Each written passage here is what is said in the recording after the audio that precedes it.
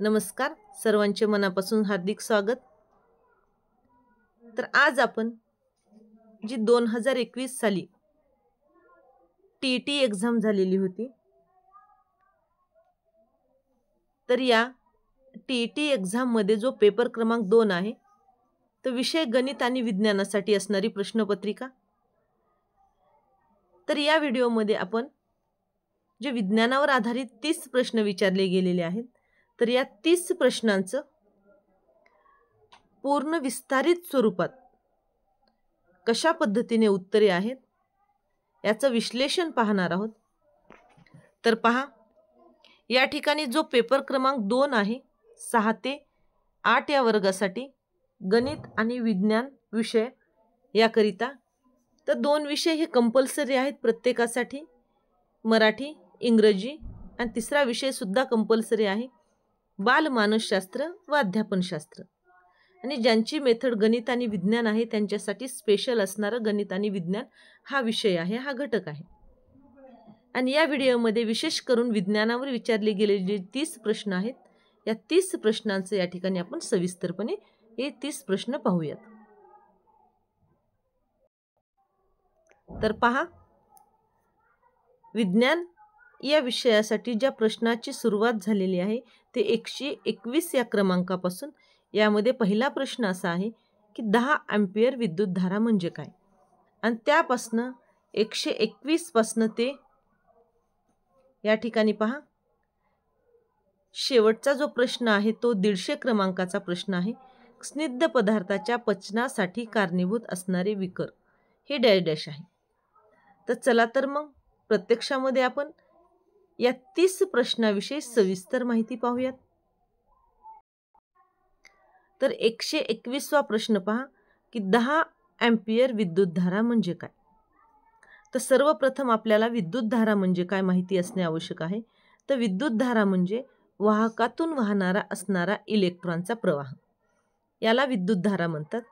आणि जर आपल्याला या विद्युतधारेचे मूल्य काढायचे असेल तर एकक कालावधीमधून वाहकातून वाहणारा विद्युत प्रवाह। तर पहा की या ठिकाणी 1 अँपिअर विद्युतधारा म्हणजे काय, तर 1 अँपिअर बरोबर 1 कूलम भागिले 1 सेकंद। जर 1 अँपिअर बरोबर 1 कूलम पर सेकंद असेल तर आपल्याला प्रश्न असा विचारला आहे की 10 अँपिअर म्हणजे किती। तर 10 अँपिअर म्हणजे 10 कूलम पर सेकंद। म्हणजे या प्रश्नाचं योग्य उत्तर आहे पर्याय क्रमांक 3, 10 कूलम पर सेकंद।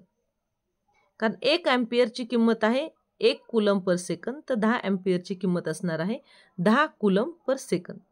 त्यानंतर प्रश्न दुसरा पहा की कॅल्शियम 2+ आयनमध्ये किती इलेक्ट्रॉन्स असतात। तर आपल्या सर्वांना माहिती आहे की कॅल्शियमची अणुसंख्या ही 20 आहे, म्हणजे अणुअंक ॲटॉमिक नंबर हा 20 आहे। म्हणजे याचाच अर्थ की या कॅल्शियमच्या ॲटममध्ये 20 प्रोटॉन आणि 20 इलेक्ट्रॉन आहेत, परंतु या ठिकाणी 2+ आयन आहेत। पहा, आयनची निर्मिती झाल्यानंतर या ठिकाणी कॅल्शियमने आपले 2 इलेक्ट्रॉन हे गमावलेले आहेत। म्हणजे ॲटॉमिक नंबर हा 20 आहे, त्याच्यामध्ये प्रोटॉन 20 आहेत, इलेक्ट्रॉन 20 आहेत, परंतु आयन निर्मितीच्या नंतर 2 इलेक्ट्रॉन गमावल्यानंतर 20 - 2 केल्यानंतर या ठिकाणी 18 इलेक्ट्रॉन उरतात। म्हणजेच कॅल्शियम 2+ आयनमध्ये या ठिकाणी किती 18 इलेक्ट्रॉन असणार आहेत। म्हणजे या प्रश्नाचं योग्य उत्तर आहे पर्याय क्रमांक 2, 18 इलेक्ट्रॉन। त्यानंतर 123वा प्रश्न पहा की मेंदूच्या कोणत्या भागाद्वारे सायकल चालवणे, एका सरळ रेषेत धावणे इत्यादी क्रिया नियंत्रित केल्या जातात। आता मेंदूचे भाग पहा, प्रमस्तिष्क दिलेला आहे, लंबमज्जा, अनुमस्तिष्क सेतू। तर आता हे नेमकं सायकल चालवणे, सरळ रेषेत धावणे मेंदूच्या कोणत्या भागामध्ये आहे पहा। तर सर्वप्रथम पाहू की मेंदूची रचना पाहणार आहोत, परंतु या प्रश्नाचं उत्तर आहे अनुमस्तिष्क। तर पहा या ठिकाणी अनुमस्तिष्क सेतू आहे, अनुमस्तिष्क आहे, मस्तिष्क पुच्छ आहे, मेरुरज्जू आहे, अशा पद्धतीनं मेंदूची रचना आहे। आता मेंदूच्या डाव्या बाजूची कार्य आणि मेंदूच्या उजव्या बाजूची कार्य सुद्धा आहेत। थोडं आपण सविस्तर माहिती पाहूयात।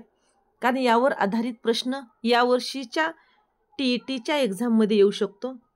जी आपला मेंदू आहे, आपल्या मेंदूच्या डाव्या बाजूला विश्लेषणात्मक विचार, तार्किक विचार, भाषा, शास्त्र व गणित इत्यादीची कार्य चालतात आणि मेंदूच्या आपल्या उजव्या बाजूला सर्वांगीण विचार, प्रतिभात्मक विचार, नवनिर्मिती, कला व संगीत ही कार्य चालतात.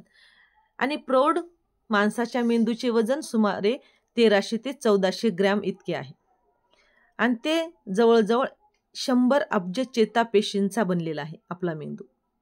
म्हणजे आपल्या मेंदूची डावी बाजू शरीराच्या उजव्या बाजूस तर मेंदूची उजवी बाजू शरीराच्या डाव्या बाजूस हे नियंत्रण करत असते. या व्यतिरिक्त मेंदूची असणारी आपली डावी बाजू आपले संभाषण, लिखाण, तर्कसंगत विचार नियंत्रित करते, तर उजवी बाजू आपल्या कलाक्षमता नियंत्रित करते. आता विशेष करून पहा, जे आपला प्रमस्तिष्क आहे मेंदूचा भाग, या ठिकाणी पहा प्रमस्तिष्क म्हणजे वरच्या साईडचा इथं दाखवलेला आहे. तर हा प्रमस्तिष्क जो भाग आहे तो हा मेंदूचा सर्वात मोठा भाग आहे. तो दोन गोलार्धाचा बनलेला आहे. हे गोलार्ध टणक तंतू आणि चेतामार्ग यांनी एकमेकांना जोडलेले असतात. मेंदूचा 2/3 एवढा भाग प्रमस्तिष्कने व्यापलेला आहे, म्हणून याला मोठा मेंदू असे म्हणतात. आणि प्रमस्तिष्काचा बाहेरील पृष्ठभाग हा अनियमित वळ्या व खाचा यांनी बनलेला असतो, याला संलयन असे म्हणतात. यामुळे प्रमस्तिष्काच्या पृष्ठभागाचे क्षेत्रफळ वाढते व चेतापेशीसाठी भरपूर जागा मिळतात. त्यानंतर जो दुसरा मेंदूचा भाग आहे आपला अनुमस्तिष्क, हा मेंदूचा छोटा भाग आहे. कर्पर गुहेच्या मागील बाजूस प्रमस्तिष्कच्या खालच्या बाजूस असतो आणि याचा पृष्ठभाग वळ्याऐवजी उंचवटे व खळगे या स्वरूपात असतो. पहा इथे दिसत आहे.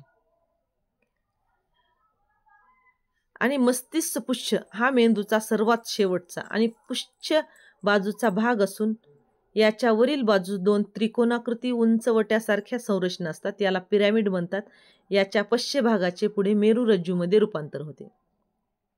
आणि शेवटी आहे मेरुरज्जू, हा मध्यवर्ती चेतासंस्थेचा भाग असून तो कशे स्तंभामध्ये स्थिर असतो. तो काहीसा जाडसर असून तो पुढे निमुळता होत जातो. त्याच्या शेवटी तंतुमय धाग्यासारखा भाग असतो, त्याला अंत्यतंतू असे म्हणतात. आता आपला प्रश्न काय होता की सायकल चालवणे, सरळ रेषेमध्ये धावणे इत्यादी क्रिया कोणत्या मेंदूच्या कोणत्या भागामार्फत नियंत्रित केल्या जातात. तर पहा, ही मेंदूचे जे 4 भाग आहेत आणि त्यांची कार्य. प्रमस्तिष्क आहे ऐच्छिक हालचालीचे नियंत्रण, मनाची एकाग्रता, नियोजन, निर्णय क्षमता, स्मरणशक्ती, बुद्धिमत्ता आणि बुद्धिविषयक क्रिया. आणि अनुमस्तिष्क म्हणजे ऐच्छिक हालचालींमध्ये सुसूत्रताने शरीराचा तोल सांभाळणे. म्हणजे सायकल चालवताना आपल्याला माहिती आहे शरीराचा तोल सांभाळणे अतिशय आवश्यक असते. म्हणजे याचं उत्तर आहे अनुमस्तिष्क सेरेबेलम. मस्तिष्क पुच्छ हृदयाचे ठोके, रक्तप्रवाह, श्वासोच्छ्वास, शिंकणे, खोकणे, लाळ निर्मिती, अनैच्छिक क्रियांचे नियंत्रण. आणि स्पायनल कॉर्ड जी आहे, तर या स्पायनल कॉर्डचं कार्य असं आहे की त्वचेपासून मेंदूकडे आवेगाचे वहन करणे, मेंदूपासून स्नायू ग्रंथीचे आवेगाचे वहन, प्रतिक्षिप्त क्रियांचे समन्वय केंद्र म्हणून कार्य करतो. त्यानंतर पुढचा प्रश्न असा आहे पहा की 124वा प्रश्न, एक व्यक्ती 2 समांतर भिंतीच्या मध्ये फटाका फोडतो. तो व्यक्ती त्या आवाजाचा पहिला प्रतिध्वनी 2 सेकंदानंतर आणि दुसरा प्रतिध्वनी 4 सेकंदानंतर ऐकतो. जर ध्वनी 336 मीटर पर सेकंद वेगाने प्रवास करीत असेल तर त्या 2 भिंतीतील अंतर किती.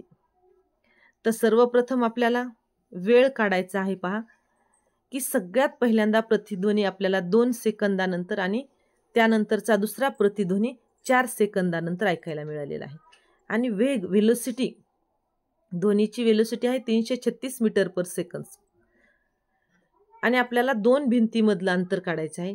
तर सर्वात पहिल्यांदा आपण पहिला प्रतिध्वनी ऐकू येण्यासाठी लागणारा वेळ जो होता तो काढणार आहोत. तर पहा, पहिला प्रतिध्वनी ऐकू येण्यास लागणारा वेळ भागिले 2 म्हणजे 1 सेकंदानंतर आणि दुसरा प्रतिध्वनी जो आहे तर तो दुसरा प्रतिध्वनी ऐकू येण्यास लागणारा वेळ भागिले 2 म्हणजे 4/2 म्हणजे 2 सेकंद.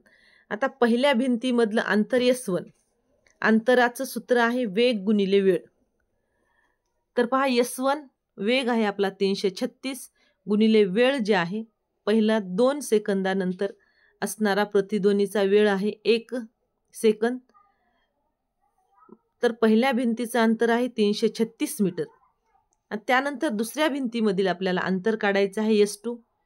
यामध्ये सुद्धा अंतराचं सूत्र वापरलेलं आहे अंतर बरोबर वेग गुणिले वेळ. तर S2 आहे त्यामध्ये वेग आहे 336 आणि 4 सेकंदामध्ये प्रतिध्वनी ऐकू येण्यासाठी वेळ लागलेला आहे 2 सेकंद. 336 गुणिले 2 बरोबर 672 मीटर. आणि आता आपल्याला 2 भिंतीतलं अंतर काढायचं आहे. पहिल्या भिंतीचं आहे 336 अधिक दुसऱ्या भिंतीचं आहे 672. यांची बेरीज केल्यानंतर 108 मीटर आलेलं आहे. म्हणजे या प्रश्नाचं उत्तर आहे 108 मीटर. त्यानंतर पुढचा प्रश्न पहा, 125वा प्रश्न. ॲव्होगाड्रो नंबर हा त्या पदार्थाचा डॅश डॅश पदार्थात असणाऱ्या कणाची संख्या होय. ॲव्होगाड्रो नंबर म्हणजे पदार्थाचा ग्राम, किलोग्राम, रेणू आणि मोल या पदार्थात असणाऱ्या ह्याच्यामध्ये नेमकी कणांची संख्या कोणती आहे. रेणूची संख्या, मोलची संख्या, किलोग्रामची संख्या का ग्रॅमची संख्या. तर पहा ॲव्होगाड्रो नंबर हा म्हणजे काय की कोणत्याही पदार्थाच्या 1 मोल राशीतील रेणूची संख्या निश्चित करते. आणि हा ॲव्होगाड्रो काय आहे की इटालियन शास्त्रज्ञ ॲव्होगाड्रो यांनी खूप मूलभूत संशोधन केले म्हणून या संख्येला ॲव्होगाड्रो अंक असे म्हटलेले आहेत. आणि विशेष करून ॲव्होगाड्रो अंकाचे मूल्य आहे 6.022 × 10⁻23. आणि कोणत्याही पदार्थाचा 1 मोल म्हणजे हा ॲव्होगाड्रो नंबर 6.022 × 10⁻23 रेणू. 1 डझन म्हणजे 12, 1 शतक म्हणजे 100, 1 ग्रॉस म्हणजे 144. त्याच पद्धतीनं 1 मोल म्हणजे पहा 1 डझनाची किंमत 12 आहे, 1 शतक म्हणजे 100 आहे, 1 ग्रॉस म्हणजे 144 आहे. तर 1 मोल म्हणजे 6.022 × 10⁻23. तर आपल्याला प्रश्न असा विचारलेला आहे पहा की ॲव्होगाड्रो नंबर म्हणजे त्या पदार्थामध्ये असणाऱ्या कणांची संख्या. मग कोणत्या कणांची संख्या आहे त्यांच्यामध्ये. तर पहा या ठिकाणी 1 मोल. उत्तर आहे 1 मोल म्हणजे काय तर त्या संख्येचा असणारा ॲव्होगाड्रो नंबर. त्यानंतर पुढचा प्रश्न पहा, खालीलपैकी कोणते RNA सर्वात लहान असते. tRNA, mRNA, rRNA आणि pRNA. तर सर्वात लहान RNA असतात ती आहे ट्रान्सफर RNA की ज्यामध्ये साधारणपणे 75 ते 95 न्यूक्लियोटाइड्स असतात. प्रथिनांच्या निर्मितीसाठी याचा सगळ्यात महत्त्वाचा वाटा असतो जिथे अमिनो ॲसिड एका ठिकाणाहून दुसऱ्या ठिकाणी पोहोचविण्याचं काम करत असतात. तर त्यानंतर पहा पुढचा प्रश्न की एक प्रकाश किरण काचेच्या चिपेवर लंब रेषेत आपाती होतो तर त्या स्थितीत अपवर्तन कोन नेमका किती अंशाचा असेल. 180 डिग्री, 90 डिग्री, 0 डिग्री का 45 डिग्री. तर पहा की एक प्रकाश किरण एका माध्यमातून दुसऱ्या माध्यमात प्रवेश करत असताना माध्यमाच्या सीमेवर लंबरूप आपात होत असल्यास त्याची दिशा बदलत नाही म्हणजे अर्थात त्याचे अपवर्तन होत नाही म्हणजे याचं उत्तर आहे 0 डिग्री. तर पहा या ठिकाणी आकृतीमध्ये लक्षात येईल तुम्हाला ज्यावेळेस एखादं आपाती किरण हे प्रकाश किरण एका माध्यमातून दुसऱ्या माध्यमात प्रवेश करत असताना माध्यमाच्या सीमेवर जर लंबरूप आपात होत असल्यास त्याची दिशा बदलत नाही अर्थात त्याचे अपवर्तन होत नाही म्हणजे 0 डिग्री सेल्सिअस कोन तयार होणार आहे. त्यानंतर जेव्हा प्रकाश किरण घन माध्यमातून विरल माध्यमात जातो तेव्हा तो थोडासा स्तंभिकेकडे झुकतो. त्यानंतर जेव्हा प्रकाश किरण हा विरल माध्यमातून घन माध्यमात जातो तेव्हा तो स्तंभिकेकडे झुकतो. यानंतरचा पुढचा प्रश्न आहे 128वा. डॅश डॅश मध्ये लंडन बल असते. पहा पोटॅशियम आयोडाईड आणि आयोडीन यामध्ये लंडन बल असते. त्यानंतर पुढचा प्रश्न आहे दंड आकाराच्या जीवाणूंना काय म्हणतात. जर आपण बॅक्टेरियाचे टाईप्स पाहितले तर आपल्या सर्वांना माहिती आहे की जे दंड सिलेंड्रिकल शेप आहे तो आहे बॅसिलस या बॅक्टेरियाचा. त्यानंतर पुढचा प्रश्न पहा की जेव्हा तारेतून वाहणारी विद्युतधारा 4 पट वाढवली तेव्हा त्या तारेतून तयार होणारी उष्मा डॅश डॅश असेल. विद्युतधारा वाढवली तर उष्मा किती होईल? तर आपल्याला जूलचा उष्णतेचा जूल विषयक असणारा नियम आहे पहा. जूलच्या उष्णतेच्या नियमानुसार H बरोबर I² RT. H म्हणजे काय? निर्माण होणारी उष्मा. त्यानंतर I म्हणजे विद्युतधारा, R म्हणजे प्रतिरोध आणि T म्हणजे वेळ. जर विद्युतधारा I ही 4 पट केली तर नवीन विद्युतधारा ही 4I असणार आहे पहा. H बरोबर R² RT म्हणजे इथं 4I² RT. 4I² म्हणजे या ठिकाणी किती? 16. उत्तर आहे 16H. म्हणजे 4 पट केली तर ती 16 पट उष्मा वाढणार आहे पहा. पुढचा प्रश्न, खालीलपैकी कोणता संच आधुनिक आवर्त सारणीत एकाच आवर्तनातील आहेत? तर पहा FClBr म्हणजे फ्लोरीन, क्लोरीन, ब्रोमीन. तर ही आवर्त सारणी आहे. या आवर्त सारणीत जर आपण पाहितलं तर फ्लोरीन पहा 9 नंबरला फ्लोरीन आहे, क्लोरीन आणि ब्रोमीन. त्यानंतर लिथियम, सोडियम, पोटॅशियम. त्याच्यानंतरचा आहे पहा पुढचा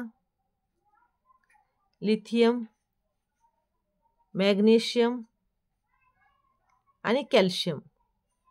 आणि त्यानंतरचा आहे ॲल्युमिनियम, फॉस्फरस आणि क्लोरीन. तर या ठिकाणी आधुनिक आवर्त सारणीतील एकाच आवर्तनातील संच आहे लिथियम, सोडियम आणि पोटॅशियम. त्यानंतरचा पुढचा प्रश्न 1 ते 132 पहा. खालीलपैकी कोणत्या ऊती लाळ स्रवण्यासाठी उपयोगी पडतात? हे ऊतीचे प्रकार आहेत ग्रंथीला विस्तर, स्तंभीय विस्तर, पट्टकी विस्तर आणि घनाभिरूप विस्तर. या प्रत्येकाचं स्वरूप दिलेलं आहे आणि त्या कुठे आढळतात ते पण दिलेलं आहे पहा. ही सरळ पट्टकी विस्तर ऊती आहेत, ह्या स्तरित पट्टिकी विस्तर ऊती आहेत, ग्रंथीला विस्तर ऊती आहेत, स्तंभीय विस्तर ऊती आहेत, रोमक विस्तर ऊती आहेत आणि घनाभिरूप विस्तर ऊती आहेत. तर बघा वक्क नलिका लाळ ग्रंथीमध्ये असतात आणि लाळ स्रवणे हे यांचं कार्य आहे. म्हणजे प्रश्न असा आहे की या ठिकाणी कोणत्या ऊती ह्या लाळ स्रवण्यासाठी उपयोगी असतात? तर त्या आहेत घनाभिरूप ऊती. यानंतरचा पुढचा प्रश्न असा आहे पहा की आपल्या घरात वापरल्या जाणाऱ्या विद्युत धारेचे स्वरूप व वारंवारता ही डॅश डॅश असते. तर या ठिकाणी आपल्या घरात वापरली जाणाऱ्या विद्युत धारेचे स्वरूप आणि वारंवारिता ही प्रत्यावर्ती विद्युतधारा आणि त्याची वारंवारिता किती? 50 हर्ट्झ या ठिकाणी असते. 134वा प्रश्न, डॅश डॅशची क्लोरीन बरोबर अभिक्रिया करून विरंजक चूर्ण तयार करतात. तर विरंजक चूर्ण म्हणजे ब्लिचिंग पावडर. हे कोरड्या स्लेट लिंबू म्हणजे कॅल्शियम हायड्रॉक्साईड बरोबर याची जर अभिक्रिया झाली तर क्लोरीन वायूची अभिक्रिया करून तयार करतात आणि या अभिक्रियेमध्ये क्लोरीन वायू शुष्क बुजलेल्या चुन्यामध्ये सोडला जातो. त्यामध्ये कॅल्शियम हायपोक्लोराईड तयार होते, हे जे विरंजक चूर्ण म्हणून ओळखले जाते. म्हणजे चुन्याची निवळीची जर क्लोरीन बरोबर अभिक्रिया केली तर विरंजक चूर्ण तयार होते. त्यानंतर पुढचा प्रश्न पहा की डॅश डॅश हा दिवस जागतिक आरोग्य दिन म्हणून साजरा केला जातो. तर 7 एप्रिल हा जो दिवस आहे तो जागतिक आरोग्य दिन म्हणून साजरा करतात, कारण याच दिवशी 1948 मध्ये जागतिक आरोग्य संघटनेची स्थापना झालेली आहे. आणि हा दिवस साजरा करण्यामागे मुख्य कारण म्हणजे की जागतिक आरोग्य संघटनेच्या स्थापनेचा हा वर्धापन दिन आहे आणि तो साजरा करणे आणि जागतिक स्तरावर आरोग्यविषयक महत्त्वाच्या मुद्द्यावर जनजागृती करणे. त्याचबरोबर 16 एप्रिल, 12 ऑगस्ट आणि 16 सप्टेंबर याविषयी पण आपण पाहूयात की 16 एप्रिल या दिवशी जागतिक आरोग्य दिन साजरा होत नाही. 12 ऑगस्ट या दिवशी जागतिक युवा दिन आहे. 16 सप्टेंबर या दिवशी आंतरराष्ट्रीय ओझोन दिन आहे. त्या निमित्ताने ओझोन थराचे संरक्षण करण्याची जनजागृती केली जाते.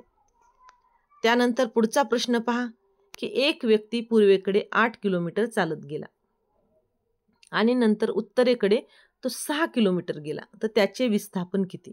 म्हणजे या ठिकाणी बघा, पूर्वेकडे 8 किलोमीटर आणि उत्तरेकडे 6 किलोमीटर, म्हणजे या दोघांमध्ये काय झालेले आहे, एक काटकोन त्रिकोण तयार झालेला आहे की या त्रिकोणाचा काटकोन पूर्वेकडील रेषेवर आहे आणि दुसरा काटकोन उत्तरेकडील रेषेवर आहे. मग विस्थापन हे सुरुवातीच्या बिंदूपासून अंतिम बिंदूपर्यंतचे सर्वात कमी अंतर म्हणजे विस्थापन. तर या ठिकाणी पायथागोरसचा सिद्धांत वापरलेला आहे. कर्णचा वर्ग बरोबर पायाचा वर्ग अधिक उंचीचा वर्ग. पाया या ठिकाणी 8 किलोमीटर आहे, उंची 6 किलोमीटर आहे. तर विस्थापन बरोबर 8चा वर्ग अधिक 6चा वर्ग 100 आणि कर्णचा वर्ग असल्यामुळे 100 वर्गमुळात गेले, तर कर्णाची किंमत आलेली आहे 10 किलोमीटर. त्यानंतर 137वा प्रश्न पहा, ॲल्युमिनियम ऑक्साईडच्या रेणूमध्ये असणाऱ्या अणूची एकूण अणूची संख्या किती? ॲल्युमिनियमचं ऑक्साईड, तर उत्तर आहे 5. पहा, ॲल्युमिनियम ऑक्साईड यामध्ये 2 हे ॲल्युमिनियमचे अणू आहेत आणि 3 हे ऑक्सिजनचे अणू आहेत, त्यामुळे यामध्ये एकूण 5 अणू आहेत. पुढचा प्रश्न असा आहे की डॅश डॅशमध्ये जलाभिसरण संस्था असते. स्पंज, मासा, तारामासा, झुरळ. तर स्पंज यामध्ये काय असते, या सजीवामध्ये जलाभिसरण संस्था असते. स्पंज हे प्राणी त्यांच्या शरीरामध्ये पाण्याचे अभिसरण करणारी आणि अन्न शोधण्यासाठी उपयुक्त ठरवणाऱ्या एका विशिष्ट नलिकेसारख्या त्यांच्यामध्ये रचना असतात, ज्यांना कॅनॉल सिस्टीम असे म्हणतात. म्हणून ही जलाभिसरण संस्था म्हणून ती कार्य करते. स्पंज जे आहेत यांच्यामध्ये ही सिस्टीम जी आहे पाणी आत घेण्यासाठी आणि अन्न शोधण्यासाठी मदत करत असते, ही वॅस्क्युलर सिस्टीम, वॉटर वॅस्क्युलर सिस्टीम. त्यानंतर पहा की मासा, तारामासा, झुरळ की यांच्यामध्ये नेमक्या कोणत्या संस्था कार्यरत असतात. माशामध्ये रक्ताभिसरण संस्था आहे, जे रक्ताचे अभिसरण करते. तारामासा ही सुद्धा एक जलाभिसरण संस्था असते, ही त्यांना हालचाल आणि अन्नाच्या शोधासाठी मदत करते. या प्रणालीमध्ये पाण्याचे अभिसरण होते. त्यानंतर झुरळमध्ये सुद्धा उघडी रक्ताभिसरण संस्था असते. त्यानंतर पुढचा प्रश्न आहे पहा की वजनाचे एसआय एकक कोणते? वजनाचे एसआय एकक हे न्यूटन आहे. न्यूटन वजन हे प्रत्यक्षात एक बल असल्यामुळे काय झाले की त्यांचं एकक बल या राशीच्या एकसारखे आहे, म्हणजेच न्यूटन आहे. आता किलोग्राम हे वस्तुमानाचे एकक आहे. मीटर पर सेकंद स्क्वेअर हे गुरुत्वीय प्रयोगाचे म्हणजे ॲक्सिलरेशनचे एसआय एकक आहे. न्यूटन पर मीटर स्क्वेअर हे दाबाचे प्रेशरचे एकक आहे. त्यानंतर पुढचा प्रश्न पहा 140वा, पारद संमिश्राचा आवश्यक घटक हा आहे. ॲल्युमिनियम, तांबे, पारा, चांदी. आता पारद संमिश्र म्हणजे काय की पारा आणि इतर धातू किंवा अधातू यांचे मिश्रण, ज्याच्यामध्ये पारा हा मुख्य घटक असतो. पारद संमिश्र. संमिश्र या शब्दाचा अर्थ 2 किंवा अधिक धातूंना एकत्र मिसळून तयार केलेला मिश्र धातू. पारद हा शब्द पारा या धातूशी संबंधित आहे, ज्यामुळे या संमिश्रात पारा हा महत्त्वाचा घटक असतो, म्हणून त्यास पारद संमिश्र असे म्हणतात. त्यानंतर पुढचा प्रश्न पहा, डॅश डॅश हे वनस्पती संप्रेरक वनस्पतीची वाढ रोखते. आता वनस्पतीची वाढ रोखण्यासाठी किंवा वनस्पतीमध्ये असणारे 5 संप्रेरके महत्त्वाचे आहेत. ऑक्झिन, जिब्रेलिन, सायटोकायनिन, ॲब्सिसिक ॲसिड आणि इथिलिन.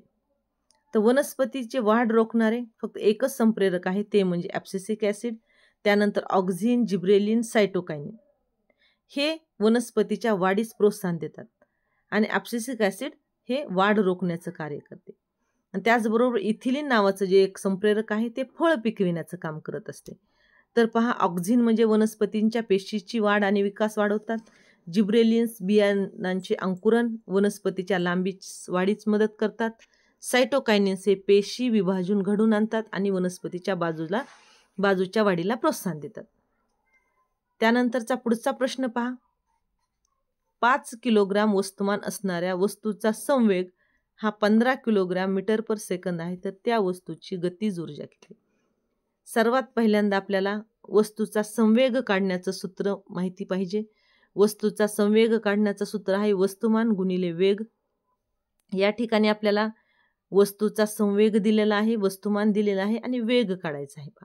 संवेग किती? 15 kg मीटर पर सेकंद. त्यानंतर वस्तुमान आहे 5 आणि वेग काढायचा आहे. मग संवेग छेदस्थानी वस्तुमान. मग 15 छेदस्थानी 5 म्हणजेच व्ही आलेलं आहे आपलं 3 मीटर पर सेकंद स्क्वेअर. आता आपण व्ही कशासाठी काढलेला आहे? कारण आपल्याला त्या वस्तूची गतीज ऊर्जा काढायची आहे. आता गतीज ऊर्जेचं सूत्र काय आहे? Kinetic energy is equal to half mv square. Half वस्तुमान दिलेला आहे आपल्याला, वस्तुमान आहे 5 kg. त्यानंतर वेग आलेला आहे आपला 3 मीटर पर सेकंद स्क्वेअर. तर पहा 3 चा वर्ग 9, 5 गुणिले 9 5 9 45 आणि भागिले 2 म्हणजे 22.5 जूल. म्हणून या ठिकाणी 22.5 जूल हे त्या वस्तूची असणारी गतीज ऊर्जा आहे. त्यानंतर पुढचा प्रश्न पहा, अल्किनचे सामान्य सूत्र. Alkane, alkene, alkyne. तर अल्किनचे सामान्य सूत्र आहे CnH2n असे आहे. अल्केनचे आहे CnH2n+2 आणि अल्काइनचं सूत्र आहे CnH2n-2. n म्हणजे या ठिकाणी कार्बनच्या अणूंची असणारी संख्या. त्यानंतर पुढचा प्रश्न पहा की मानवी पुरुषामध्ये लघवी आणि शुक्राणूंचे वहन करणारा सामान्य मार्ग डॅश आहे. मूत्रवाहिनी, मूत्रनलिका, शुक्राणुवाहिनी आणि शुक्राशय. तर याचं उत्तर आहे युरेथ्रा. म्हणजे मूत्रवाहिनी ही पुरुषामधील मूत्र आणि वीर्य वाहून नेणारी एक नलिका असते. याचं कार्य असं आहे की मूत्राशयातून मूत्र बाहेर टाकणे आणि वृषणातून आलेले शुक्राणू आणि वीर्य शरीराच्या बाहेर टाकणे.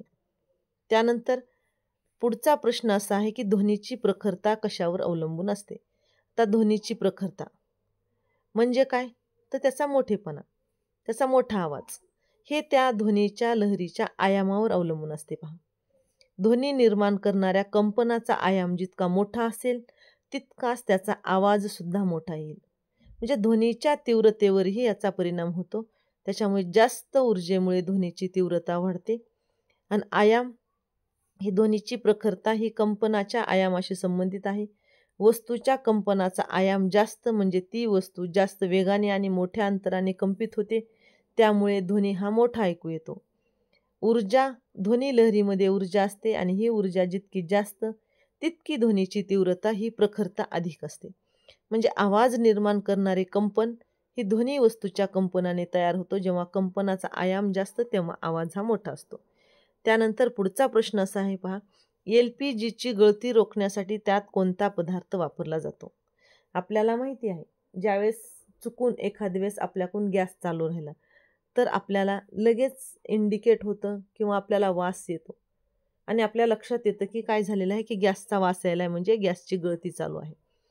तर यामध्ये इथाइल मरकॅप्टन नावाचा जो काही पदार्थ आहे तो यामध्ये मिसळला जातो, कारण की LPGच्या गळतीचा वास ओळखता यावा हा पदार्थ मिसळल्यामुळे की आपल्याला LPGची गळती चालू आहे हे लक्षात येतं.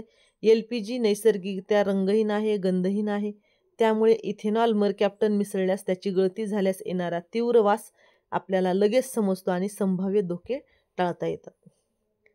त्यानंतर पुढचा प्रश्न असा आहे की समजात अवयवामध्ये डॅश असते. समजात म्हणजे थोडक्यात सारखे.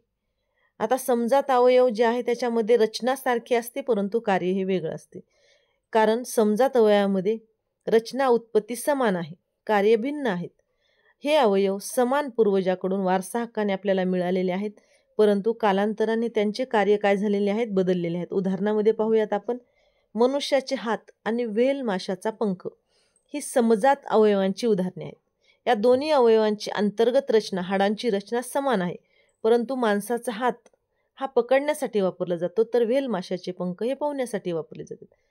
त्यानंतर दुसरं उदाहरण पहा, घोड्याचा पुढचा पाय आणि माणसाचा हात हे देखील समजात अवयव आहेत.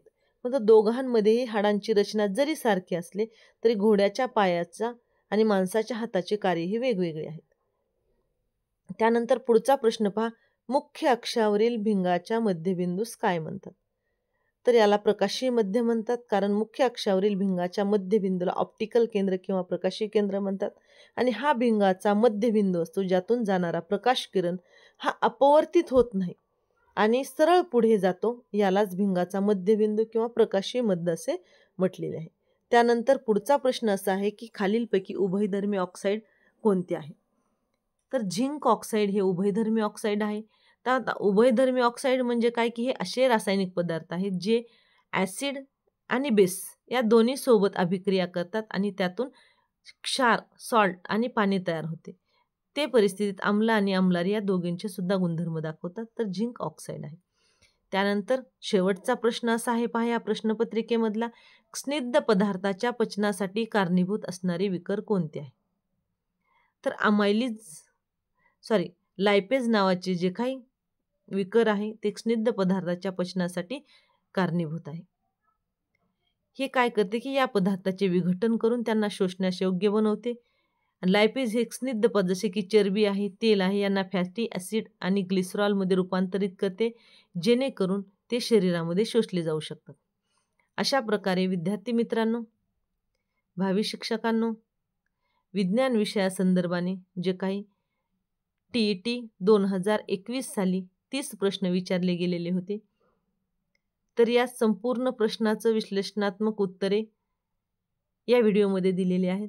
हे तुम्हाला व्हिडिओ आवडला तर लाईक करा आणि अशाच प्रकारे तुमच्यासारखेच काही गरजू विद्यार्थी असतील त्यांनाही याचा फायदा व्हावा म्हणून अशा गरजू विद्यार्थ्यांना हा व्हिडिओ फॉरवर्ड करा.